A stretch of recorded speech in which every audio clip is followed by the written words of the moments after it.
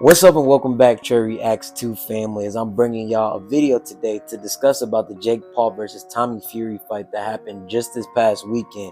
So without further ado, family, please don't forget to like, comment, as well as subscribe and turn on the post notifications bell so you never miss another upload, hearing my voice and seeing my face. So grab your popcorn, grab your snacks, grab a drink, and sit down and watch your boy discuss this topic. So like I said, we're about to get straight to it right now. First and foremost, shout out to Tommy Fury, of course, for getting that dub against Jake Paul, because that is something that a lot of people and not a lot of spectators said that Tommy Fury possibly couldn't even do. So for him to even get that type of victory over Jake Paul, to make him go, I think 7-1 or 6-1, one of his record or something. But that's good for Tommy Fury, because now he could get the big weight of the shoulder, or not weight of the shoulder, weight of the world off of his back, because a lot of people, even including myself, I did doubt Tommy Fury going into this bout against Jake Paul, because I personally felt like, Jake Paul, I guess it made a lot of people believe the hype in him to be like, oh yeah, he's definitely gonna knock Tommy Fury out. Like, there's no doubt about it.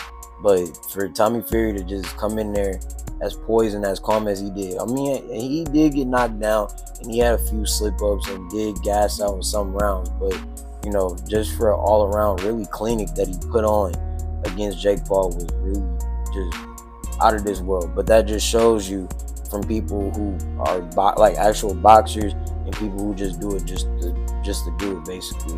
But like it leaves a lot of questions though with Jake Paul, now that he is officially what is it, like I said, 6-1 or 7-1, whatever his record is. Y'all let me know in the comments what his record is.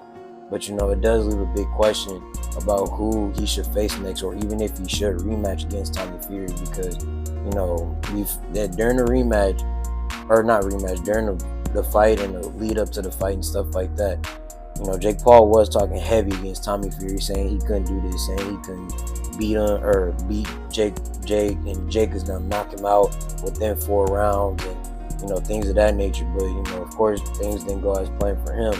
But that's not to make no excuses at all. But it just leaves, like I said, leaves a question about whether Jake Paul should take this rematch or not against Tommy Fury. And me personally, I don't think he should take this rematch, because now Tommy Fury knows the type of boxer that Jake is, and him going throughout his training camps and stuff like that, they'll try to mimic whatever Jake did prior, and also maybe even futuristic, in a futuristic way too, just to be able to counteract whatever he might be doing against him if they do go and pull out the rematch clause.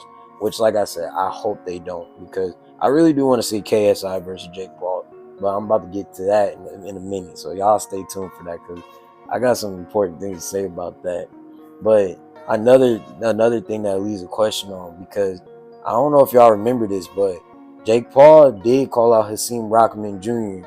whenever Tommy Fury pulled. I want to say the second time or the first time. I want to say it was the first time Tommy Fury pulled out, and Hasim came in.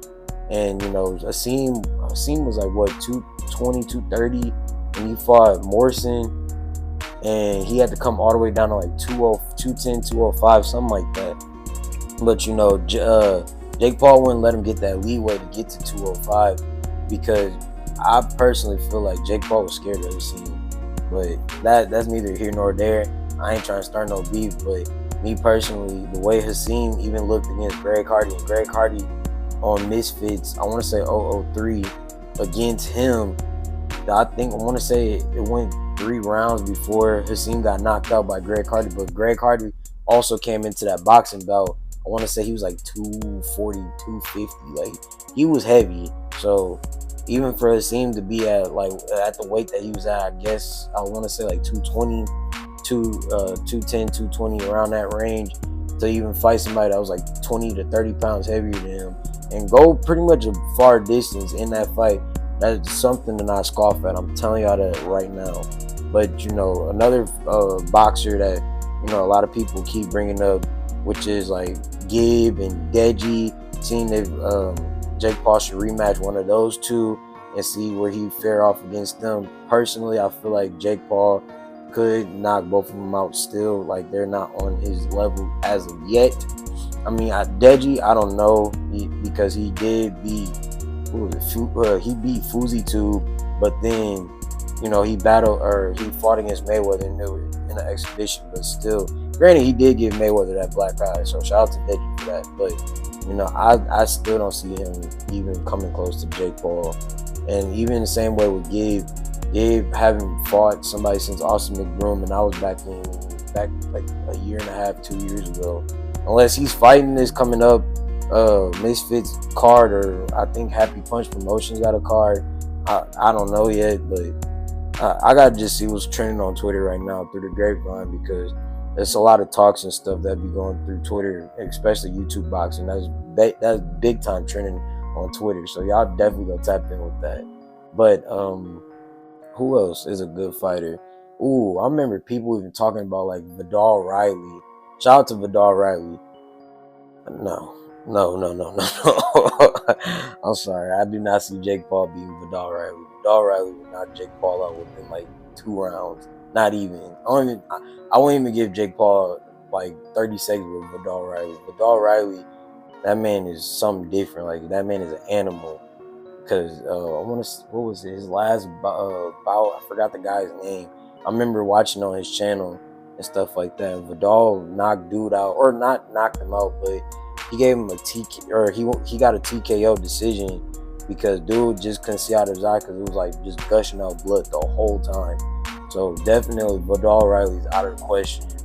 And last but not least, you know, y'all got the other UK top boxer, and we talking about Deji's older brother. We talking about the man, the myth, the legend, KSI. And I just want to say, depending on how this goes, if Jake Paul does do a rematch and KSI does fight that boxer, you know, you could definitely see the levels that they both are taking to be able to come up against each other, because Jake Paul proved that he could fight a boxer. Granted, he didn't win and stuff like that, even if they want to try to say majority decision, which it really, like, side note, sidebar, this was not controversy loss. Like, it definitely was L. So going back to what I was saying though, Jake Paul did, like I said, fought a boxer, which JJ hasn't done yet. But I mean, if y'all want to say Pineda is a boxer, but to me personally, Pineda wasn't as Pineda is now that when he fought B-Dave. So definitely, you know, if JJ do pull it off, KSI, as everybody know, does pull it off against a boxer, and could even like match up well against said boxer, it could be an interesting bout if they do fight at the end of the year.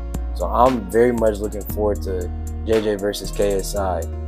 And personally, with the work rate that KSI has comparing him to also even like Tommy Fury, I don't know. I feel like JJ could pull it off by knocking out Jake Paul. Me personally, I personally feel like KSI could knock out Jake Paul.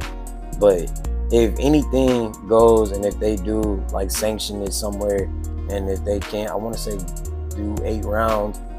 If it does go to distance, I could get Jake by either split decision or majority decision, maybe even a knockout. But I personally feel like if KSI has the same work rate and keep up that same tempo like how he did against Temper in his boxing fight, I feel like JJ is going to finish him. Like, it's not even going to be close. But before I go though, I do want to say though, in the Fury and Paul fight, them commentators was on dick. Like, they was serious dick riding for Jake, because they was just talking so much, saying, "Oh yeah, Jake got this round, Jake got this." I'm like, no. I watched the fight. Jake won maybe 2, arguably 3 rounds out of that whole 8-round fight. And of course, you know, including knockdown too, that still was no 10-8 round. Like, even they were saying about the ref. The ref was a little sketchy. I'm not gonna say he wasn't, because he definitely was deducting, using wrongful, wrongful skills and taking away points from both Tommy Fury and Jake, because I want to say in the first half of the fight, he took away a point for Jake because Jake was rabbit punching, and then he was punching behind the head too. And then he took away, I want to say in the second or fourth round, he took away another point. No. It was the fifth round. He took away a point from Tommy. In the fourth round, he took away a point from Jake because Tommy was clinching and Jake was just rabbit punching, which he should have took away a point way sooner than that because Jake was definitely rabbit punching a lot. And another thing too was Jake was turning his back to make Tommy clinch up and hit him in the back of his head if they wanted to try to be technical about that. But you know, you never know what's gonna go on. You know, I hope and wish the best for all the fighters and all the boxers. You know, congratulations again, Tommy Fury. You proved the world wrong. Go ahead and celebrate. You know, I already know he's celebrating right now because I like I said, I betted against him. I should have never did that because he a true boxer. He's not a true boxer that could face like I said a Vidal, but comparing him to like a YouTuber boxer, he's definitely the truth. So that's gonna be the end of my discussion and end of my rant. If y'all watch the video all the way through, family, I love and support. Of course, I support y'all. But I love and appreciate each and every single one of y'all, family. Please don't forget to like, comment, as well as subscribe, and turn on the post notifications bell so you never miss another upload, hear my voice, and see my face. And if y'all want to send me videos to react to, send it to my reaction page right here at treyreacts, and I'm gonna follow you on that page too. And also tap in with me on not my TikTok, that's gonna be next. But tap in with me on my regular Instagram page right here at treyreacts30, and I'm gonna follow y'all right back on that one as well. And tap in with me on my TikTok page because I'm on the road to 10K. My TikTok page is gonna be linked right here at trey303023, and my business email entry is gonna be right up above me. And again, like I said, family, I hope y'all have a blessed, safe day today. I appreciate y'all watching me rant on about this Tommy Fury versus Jake Paul fight. Hopefully in the future we get to see some other big name fighters, even like a fighter named Salt Poppy too. So definitely be on the lookout for him. But it's been your boy treyreactstoo, family, and I'm gonna catch y'all tomorrow with another video and or reaction. Peace.